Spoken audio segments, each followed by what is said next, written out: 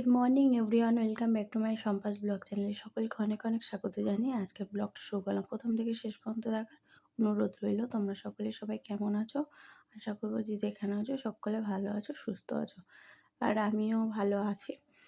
আর আজকে হলো মঙ্গলবার, এটা মঙ্গলবারের ভিডিও, কিন্তু দিতে আমার একটু দেরি হয়ে গেল। আসলে ভয়েসটা দেওয়া ছিল না, তাই জন্য। তো ভয়েসটা দেবো কী করে আর বলো না, গলাটা খুসুর খুসুর করেই যাচ্ছে, প্রচণ্ড কদিন ধরে কাশি হচ্ছে। বর্ষাকাল পড়ে যাওয়াতে ঠান্ডা গরম লেগেই আছে। তো তারপরে দেখো আবার মেয়ে স্নান টান করে নিয়ে বসে গেছে খেতে। ডাল আর চাল দিয়ে ভাত বসিয়ে নিয়েছি, গোবিন্দভোগের চাল না, সেদ্ধ চাল দিয়েই ফেনা ভাত মতন করেছি। আর তার সঙ্গে আলু মানে ভাতের সাথে মেখে দিয়েছি। আর পাবদা মাছ এনেছিল বড়মশাই, পাবদা মাছ ভাজা করে দিয়েছি। ওকে আগে ভেজে মানে আর কি দিয়ে দিয়েছি, বাকি মাছগুলো পরে ভাজবো। আর বলছে, মা আমাকে মাছ ভাজা করে দাও, ভালো লাগবে খেতে। তো তাই দিলাম, না হলে ভেবেছিলাম ডিম সিদ্ধ করে দেবো। তো যেহেতু মাছ এনেছে বড়মশাই, তাই মাছ ভেজে দিলাম। তো যাই হোক, এখনও বৃষ্টি পড়ছে না, আকাশটা দেখে নিলাম মেঘলা হয়ে আছে। তারপরে সোনাইয়ের অবস্থাটা দেখো, চাদরের মধ্যে পুতুলগুলোকে শুইয়েছে আর ও মাঝখানে বসে গাড়ি মতন চালাচ্ছে। এই এখন পুতুলটা নিয়ে এসছে না মেলা থেকে কিনে, এখন এইটা নিয়ে এখন খেলা হবে কদিন ভর, তারপরে দেখবে সব পড়ে রয়েছে বাতিলের খাতায়। তো এই হচ্ছে মাম্মামের কাজ। তো ও এখন খেলছে, যেহেতু বিছানা গোছায়নি, যত ইচ্ছা ঘেটে নিক, আমি এই মাছগুলো ভেজে নিয়ে তারপরে গিয়ে বিছানাপত্রগুলো গোছাবো। তো সকাল সকাল যেহেতু কিনে নিয়ে এসছে, এখন তো একটু বেলা হয়ে গেছে, তার কারণে ওই 10টা মতন এখন বাজে। তো এই বাকি মাছগুলো এবার ভেজে নেবো। মেয়েকে তো আগে ভেজে দিয়েছি। আর পাবদা মাছগুলো খুব একটা বড় নেই, ছোট ছোটোই এনেছে। কারণ বন্ধুরা যেখান থেকে মাছ আনে সেখানেই গেছিলো, বলছে মাছ দাদা পাওয়া যাচ্ছে না।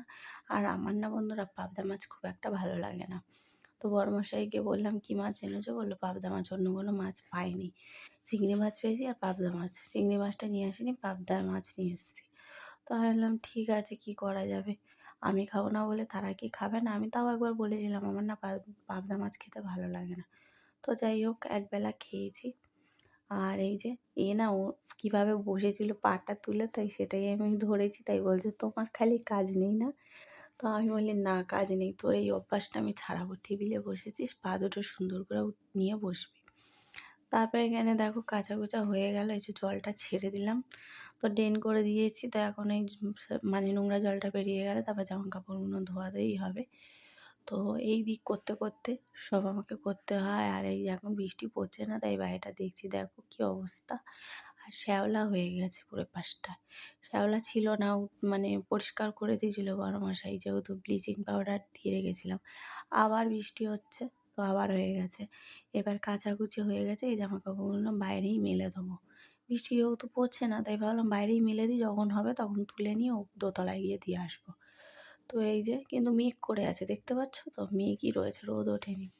তো জানি না, ভালো লাগছে না, এত বৃষ্টি কী বলবো আর। তো মুখ চোখগুলো দেখো কেমন শুকনো শুকনো হয়ে গেছে, খেতে ইচ্ছা করে না। মুখ চোখ কেমন একটা দাগ এসে গেছে, ছোপ ছোপ কী হয়েছে মুখে। তো সোনাইকে তারপর বেলা হয়ে গেছে, স্নান করিয়ে দিচ্ছে। আর বিছানা তো অনেকক্ষণ আগেই গুছানো হয়ে গেছিলো মেয়ে চলে যাওয়ার পরে। তারপরে সোনাইকে স্নান করিয়ে দিলাম। স্নান করিয়ে দিই, যেহেতু মাথার চুলটা ভিজে থাকে, তার জন্য একটা শুকনো ন্যাকড়া বেঁধে রাখি, যাতে ওতে জলটা আর কি হয়ে যায়। কিন্তু ও বাঁধতে দেয় না, জোর করে বাঁধিয়ে রেখে দিয়েছি। দিয়ে আরও এখন টিভি দেখছে। আর এদিকে আমার রান্না প্রায় কমপ্লিট হয়ে এসছে, এই উচ্ছে চচ্চড়িটা হলে হয়ে যায়। আর এখানে পেঁপে দিয়ে ডাল করছি। কদিন ধরে ভাবছি কী করব, পেঁপেটা দিয়ে, তা ভাবলাম ডালই করে নিই। পেঁপে দিয়ে ডাল করলে আমাদের ঘরে খায়, আর না হলে না চচ্চড়ি করলে খেতে চায় না। চলো, এখন রান্নাবান্না কমপ্লিট হয়ে গেছে, তোমাদেরকে এক ঝলক দেখিয়ে দিই, দিয়েই খেতে বসবো। এই দেখো, পাবদা মাছ মুড়িয়ে গেছে, আসলে নিচ্ছিলাম কড়া থেকে যখন, এটা এবেলার মা মেয়ের খাবো। আর এখানে রয়েছে, এটা রাত্রের ভাগযোগ করেই আমি তুলে রাখি। আর এর ডালটা তুলি না, ডালটা রয়েছে এক জায়গায়। পেঁপে দিয়ে ধনেপাতা দিয়েছি, ডালটা করেছি, পুরো লাউ ডালের মতন খেতে হয়েছে। আর এই পেঁপে দিয়ে ডাল করলে আমার মেয়েরা খায় যেহেতু, তার জন্য। তো আর এখানে উচ্ছে চচ্চড়ি করেছি একটু ঝাল ঝাল করে। পেঁপে দিয়ে ডালের পেঁপে দিয়ে যদি ডাল করা উচ্ছে চচ্চড়ি দিয়ে খেতে এত অপূর্ব লাগে, কী বলবো, তোমরা একবার খেয়ে দেখো। আর ভাত হয়ে গেছে, চল এবার খাওয়া দাওয়া করে নেবো। এখানে সব বাসন কাসনও মাজা হয়ে গেছে, সব পরিষ্কার পরিচ্ছন্ন করে নিয়েছি। এখন খাওয়ার পালা, তারপরে যা কাজ আছে বেলার দিয়ে করবো খেয়ে দিয়ে নিয়ে। তো চলো, 2টো মতন বাজতে যায় এখন। মানে 2টো বাজতে 10 মিনিট বাকি। তো মেয়েকে ডাকলাম, "আয় খেতে দেবো, রান্নাবান্না হয়ে গেছে।" এই যে বড় মেয়েকে ডাকছি। ১ম এ দুবার ডেকে নিয়েছি। ও কি বলো তো, ভাত বাড়লে তারপরে আসবে, নাহলে আসবে না। এই যে উঠে আসছে। এখন পরীক্ষা স্কুলে। ৪ তারিখ থেকে পরীক্ষা মনে হয়। তো তার জন্য এখন পড়াশোনা নিয়ে বসে আছে। আর এইদিকে দেখো এখন সন্ধ্যা হয়ে গেছে, চা করব। চা তো খেতেই হবে। আমার বড়মশাই এসে গেছে, বলল একটু চা করো। প্রচণ্ড মাথা ধরেছে। আর এখন এত বৃষ্টি হচ্ছে চারিদিকে, তো একদম জলে ভর্তি হয়ে গেছে। বন্ধুরা কি বলবো, জানি না সবাই কেমন আছো। তো সকলে ভালো থেকো, এটাই চাই, ভগবানের কাছে প্রে করি যেন মানে আর যেন বৃষ্টি না হয়। বৃষ্টি হয়ে চারিদিকেই জলে ডুবো হয়ে গেছে। তো এখানে চায়ের জলটা এখন বসিয়ে দিলাম। তো চা করবো। আর বরমশাই ভিজিয়ে ভুজিয়ে আসছে কদিন ধরে, তার মধ্যে তারও সর্দি লেগেছে, জ্বর। সব কিছু নিয়েই কাজে যাচ্ছে। আমরা তাও বাড়িতে বসে থাকি। কি বলবো বলো বন্ধুরা, আমাদের শরীর খারাপ থাকলে ঘরের কাজ করি। আর তারা কিন্তু বৃষ্টি বাদল ঝড় ঝাপটা যাই আসুক না কেন, আমাদের বড়রা কিন্তু বাইরে কাজ করতে যেতে তাদের হবেই হবে, আর হয়ও। কারণ বৃষ্টি বাদলে পুরো ভিজে এসছে, রেনকোট মানেনি, যখন জামাটা খুলছে দেখি টপ টপ করে জল পড়ছে, আর খারাপও লাগে দেখতে। তো যাই হোক, মেয়েকে বললাম, "বাপির ব্যাগটা তুমি রেখে এসো ঘরে।" তো ও তো রাখতে পারছিল না, যেহেতু ভারী। তো ওইভাবে টানতে টানতে নিয়ে গেল। আমি বলছি, "টেনো না, বাপি রেখে যাবে।"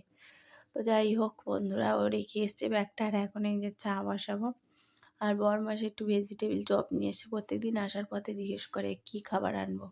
আর আমি খালি বলছি কি, "তুমি এখন বৃষ্টি বাদলে তুমি চলে আসো তো বাড়ি, ভাল লাগে না।" বলে, "না কিছু খাবো না, চা দিই সেটাই নিয়ে আসবো।" আমি মুড়ি টুড়ি খাবো, বলে না। তো যাই হোক, বললো চাউমিন আনবো, রোল আনবো। আমি বলছি, "না, ওগুলো করতে গেলে এখন হাঁ করে দাঁড়িয়ে থাকতে হবে। তুমি যেটা তাড়াতাড়ি হবে সেটা দিয়ে চলে আসো।" তো এই ভেজিটেবিল চপটি এসে বড় মেয়েও ভালোবাসে খেতে।